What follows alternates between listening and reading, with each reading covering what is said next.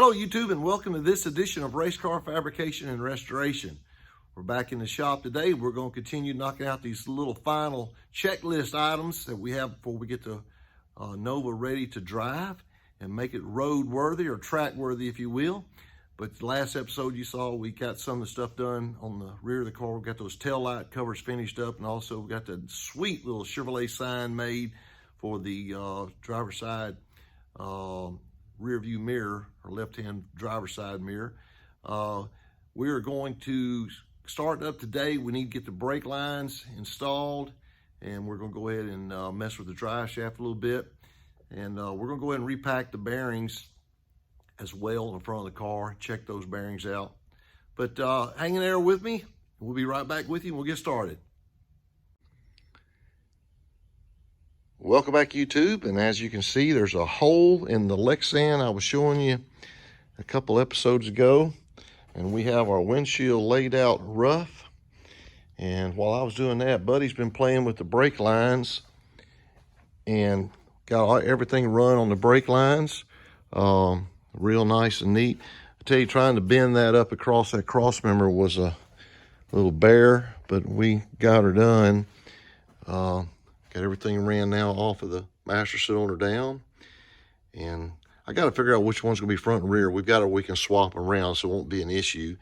But I got to figure which one's the 7/8 master cylinder. I should be able to read it on there. Got to looking at the bearings, and these are sweet manufacturing front spindles, but man, the bearings that was in the Howe hubs were just ate up. And we're going to, matter of fact, I think I got the bearings over here, and I'll show you.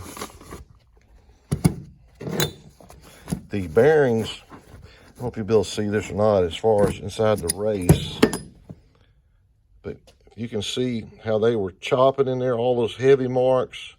And we're not going to be racing the car, but yeah, you can see in that one, see all those heavy marks that they were hitting. So I went ahead and bought some new bearings. Now, picked these up today, and I'll show you, in case you're wondering if you haven't bought these bearings lately. 4 bearings, $227.44. I started to say they just keep them, we'll just put these back in there, but I didn't. I want to try to make the thing right. But still need to get the grill put in it, and like I say, the brake lines are run back here in the back and all the way to the back. Got the lines on and stuff. So anyway, we're gonna keep on trucking here and see what we can get into here. So bear with me, we'll be right back with you. Welcome back, YouTube, and Buddy is attempting to disassemble how many years of crud? 30, 40 years. Good thing about it, we're not going to need that anymore. No. Voila. Cobwebs and all. Cobwebs and all. We got cobwebs. We got the new yoke. Well, I actually found this yoke and got wet. I put some oil on that today. Get that. Here's the, what we hope is going to work. And then we got the new clips. We like to never found new clips for the rear end. So we think this, actually talking to the guy at the parts house today, he thinks this may be the original Nova drive shaft. So we don't know, we'll see. Hopefully it runs true and balanced. But anyway, we're gonna keep on putting this thing in. We'll be right back with you. We joke about all the time about Buddy's height. Poor man's having to stand on blocks down here. Yeah, with no legs. With no legs. He was born with no legs. No legs. All right, so looks like the new U-joint's going in. Here goes the clip. Let me put a little light on this subject here. One thing, I got long legs, but neither one of us have. Well, I tell you, Buddy's got better eyesight than I got, though, because he's not wearing readers. I got to wear readers for everything.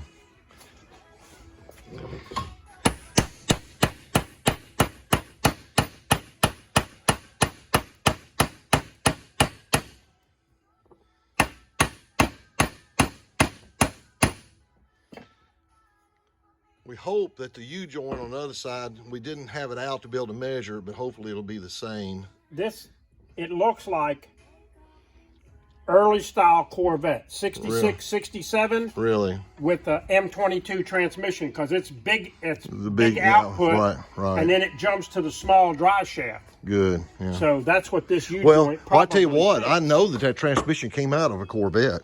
I know it is, so that's a good call. Yeah. Oh, see, that's years. That's probably what the U-joint would cross over to fit. So that's years of knowledge that Buddy has. Shows you right there. He recognized. I knew it was a Corvette transmission.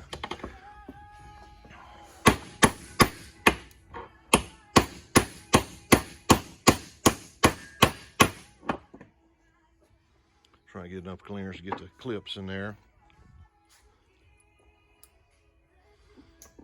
The sad thing is Buddy works as a mechanic all day long. And then he's got to become a mechanic on the race car. But this is more fun. All right. I just saw it jump in there. So. Yep. Now we'll tap it back the other way just a little bit. I wish y'all could appreciate and understand how humid it is here today. I'm standing here. Oh, man. I didn't turn the ACs on in the shop, and sweat is just running down my back. Wasn't bad till the rain came. Yeah. And after that, it was really. It's supposed to rain again every day this week. I hope y'all saw our go-kart video that we posted a couple of days ago. But the go-kart video, we've been trying to get it, trying to get on the track for several weeks now, and we finally got a window. He's going to polish these up a little bit. Get 40 years of rust out of them. Hey, they're shining up. Tell you what, that old yoke there. When I went up and picked the cars up, y'all, if you haven't seen, go back to the original, I think like 4th video when we ever started. But this video, I mean, the rear end was still, I'm sorry, the drive shaft was still attached to the rear end. But this was laying on the barn floor, and you can tell that it was. Yeah, it.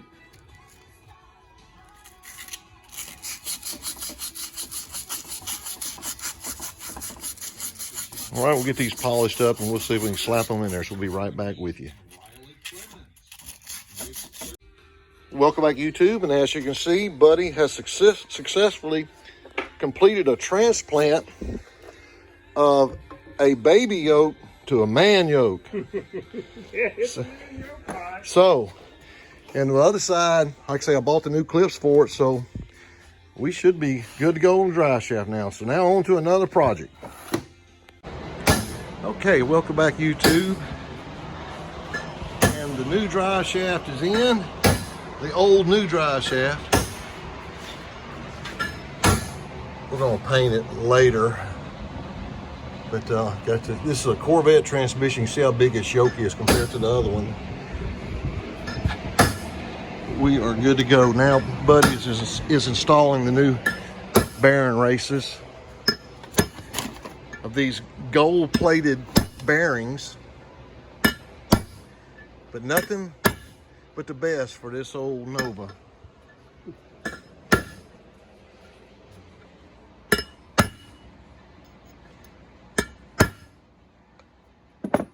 That one be in? That one be in.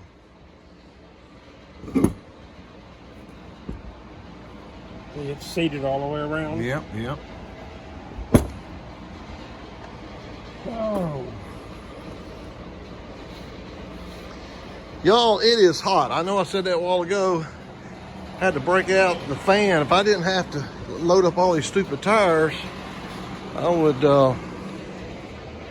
we'd have the AC on in here.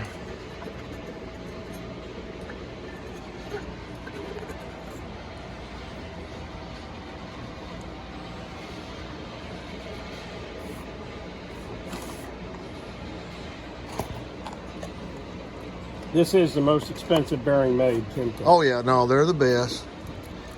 Timken, I mean, most expensive bearing made. and like I say, the old girl deserves the best. And of course, there's only one I could get today, so, so that's sweet. These are made in the U.S. Yeah, there you go. So that's good. You know one thing, they're expensive. Anyway, we'll get this other one in here, then we'll have this hub done.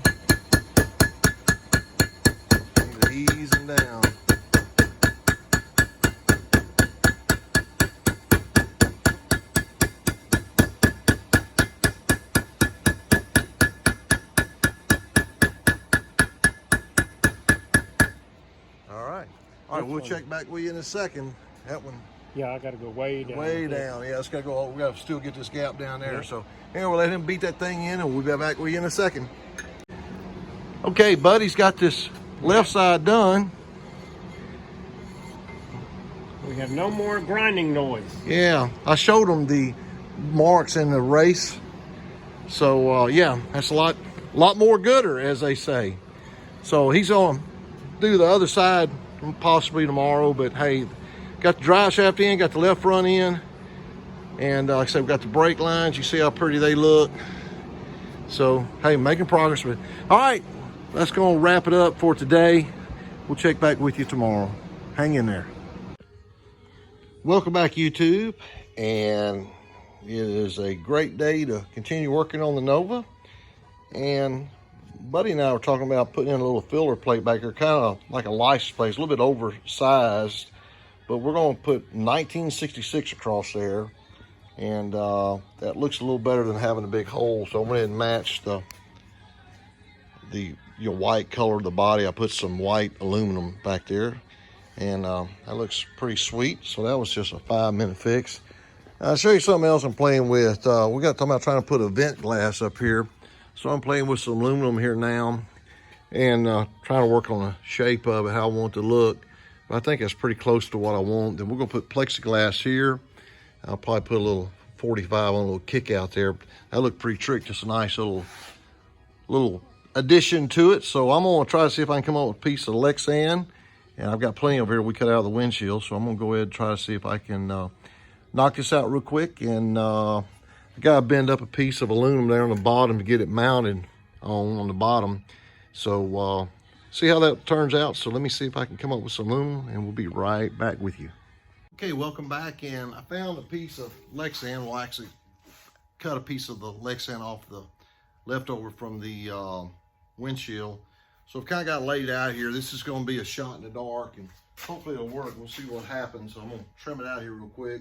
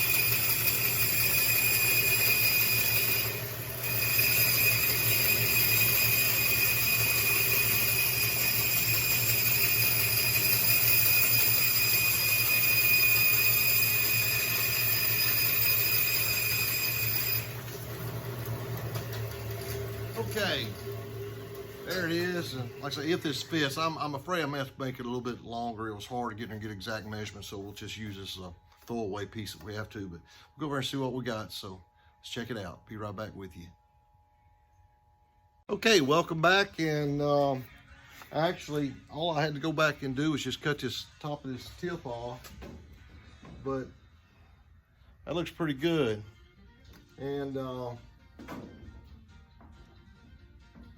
we'll be able to pretty much keep a straight line here on the bottom. I'm just going to take some aluminum and bend a 90 down here on the bottom and go across there. So I'm going to go ahead and kick out this 45 here real quick with the on my brake, and then we'll measure how much of the bottom piece. We may go ahead and make it run that whole length actually. And I got a tape measure in my pocket if I can get it out. So we'll do we'll probably do about go and do about 14 inches. 14 inches or so. So let me get all this stuff together, and I'll cut the piece of aluminum with the bottom mount bracket, and we'll just pop rivets aside here, front right to this lip on the A post. So get all this done, and I'll be right back with you, and we'll see what happens. Be right back. Okay, welcome back, YouTube, and I've got this just fastened up here with a clamp, and it's going to fit pretty nicely. Actually, we'll go a little tighter than that. So what I did is I made a real light mark here on the orange. Then it's why you can never throw anything away. I found this piece of trim. I had to cut it way down. This is like a piece of aluminum window trim or something. But I saw that and I said, man, it's really lightweight. We'll lay that behind there, and I'll go ahead and fasten this down first. And then we'll come back and then we'll fasten the plexiglass to it.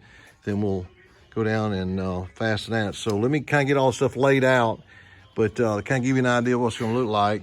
Yes, I'm going to pull the plastic off. It's not going to be white. There's clear Lexan up under here, so don't worry about that. So we'll get it on here in just a second. I got Racers for Christ stickers going to go right there. It's going to be a perfect place for it. So anyway, we'll get this put on here and kind of get stuff laid out. So we'll be right back with you. Okay, welcome back. I went ahead and pulled the plastic off so I could see what was going on here. And I'll give you a close up here in a minute, but clamp this up here, put one cleco on the bottom. So I'm gonna just drill a couple more 1/8 inch holes here. I never use these 1/8 inch clecos. I tell you, they're pretty sweet, but it's gotta be an 1/8 inch hole though for it to work.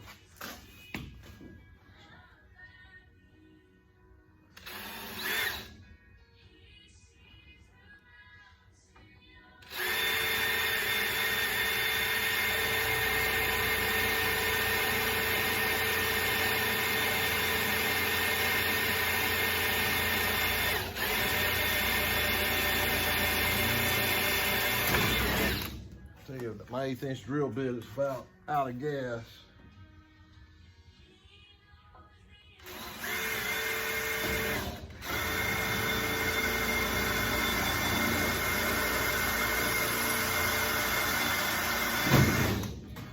Okay, a couple of these little sweet 1/8 inch clecos in here.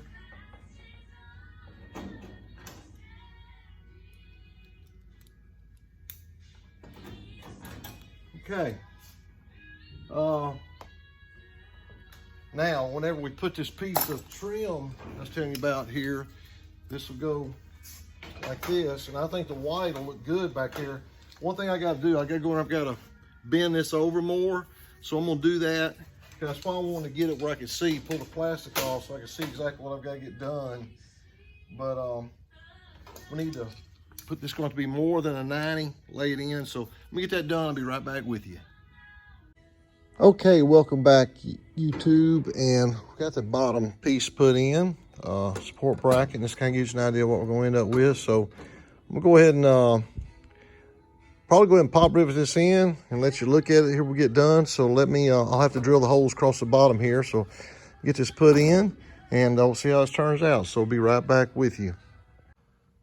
Okay, welcome back, and that looks pretty trick. The bad thing, you can't really see because it's so clean and clear. But just a little bit of addition. I like the little kick out there, the little 45-degree angle.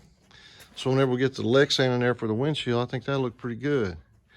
So something a little bit different, but just, again, it's the little bitty things that kind of makes it really turn out good. So like the way it turned out. So I'm waiting on Buddy to get here. Buddy's going to do the bearings on this side, then we'll be done, be able to put it back on the ground, I think. So sit tight. We'll be back with you. We appreciate you joining us on this episode of Race Car Fabrication and Restoration. The front end now is rebuilt as far as the bearings, and I've got some little small stuff done. The vent glass and the front grille mounted. I need to make a little brace fat, keep it from flopping back and forth. But now we can come back now and set the caster and camber, finalize it. We know what rear end gear is in it, so we need to put grease in rear end, grease in transmission. I need to tighten down the brake lines And we got to put the scuff plates for the hood or the hood pins, and then when he start on the windshield. So we got some pretty good projects still to go, but hey, that's for the next episode in a future time. Appreciate you guys watching. Please subscribe to the channel if you haven't done so. If you have, I greatly appreciate it. Have a fantastic week, and we'll see you next time on Race Car Fabrication and Restoration. Take care.